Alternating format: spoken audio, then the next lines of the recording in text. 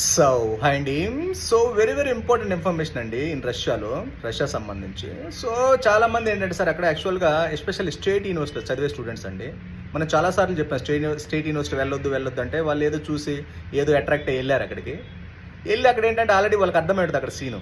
So quality standards లేవు, education ప్రాపర్గా లేదని ఇంకా అమౌంట్ ఎలా రికవర్ చేసుకోవాలి కాబట్టి వాళ్ళు ఏంటంటే యూట్యూబ్ ఛానల్ స్టార్ట్ చేసి అడ్మిషన్ చేస్తారండి. వాళ్ళని నమ్మి మీరు వెళ్ళారనుకోండి, మీరు కూడా యూట్యూబ్ ఛానల్ స్టార్ట్ చేసుకోవడం, ఎంబీబీఎస్ అయ్యేదేం లేదు. వాళ్ళు ఏదో అడ్మిషన్ చేసుకుంటే 20,000 30,000 వస్తాయి, మన కాలేజీ ఫీజులు అట్లీస్ట్ రికవరీ చేసుకోవడం అంటే రికవరీ ప్రాసెస్ అనమాట. కాబట్టి వాళ్ళు ఏదో మిమ్మల్ని ఉద్ధరిస్తారు, మిమ్మల్ని ఏదో చేస్తారని మాత్రం మీరు అనుకోకండి.